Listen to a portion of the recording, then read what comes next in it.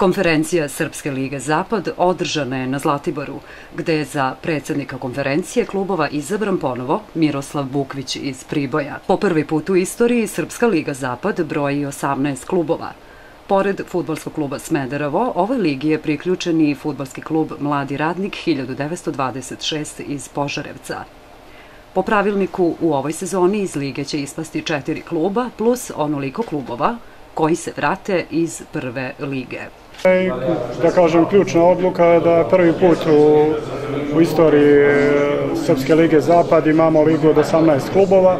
Nadamo se da tu neće biti nikakvih problema, da će takmičenje biti jednako uspešno kao i u ligi sa 16 klubova, jer su, da kažem, ušle u ligu tom odlukom dva vrlo organizovana kluba iz velikih gradova sa fudbalskom tradicijom, sa izvanrednom infrastrukturom, znači klubovi koji su igrali Superligu, jedan od njih i Evropu, tako da mislim da je to jedna dobra odluka Odbora za hitna pitanja Fudbalskog saveza Srbije i da ćemo mi to uspešno realizovati i sprovesti. Jeste da iz lige ispada veći broj klubova, ali to uvek i donese situaciju da ispadnu oni koji su najslabiji i najneorganizovaniji, pa prema tome tu ne očekujem nikakav poseban problem.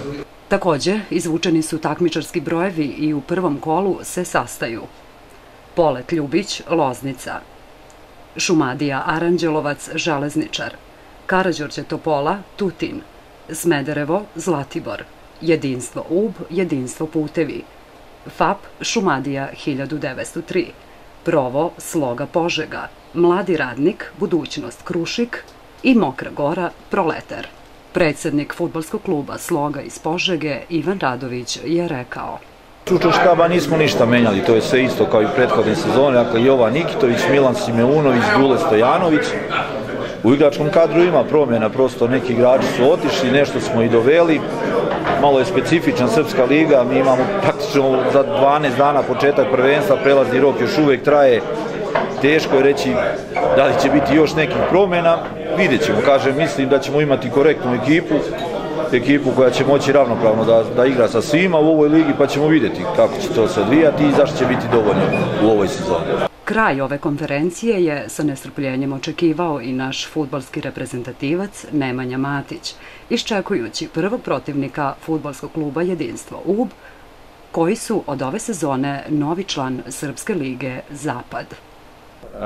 Poznajući Nemanju, vrlo je verovatno da će gledati i utakmice na Ubu kad god mu se ukaže prilike ili neko slobodno vreme, a naravno Nemanja je tu uz nas svakog sekunda, evo dok je trajala konferencija, nestrpljivo je čekao parove, znači možemo kažemo samo da smo blagosloveni što jedan takav čovek vodi naš klub.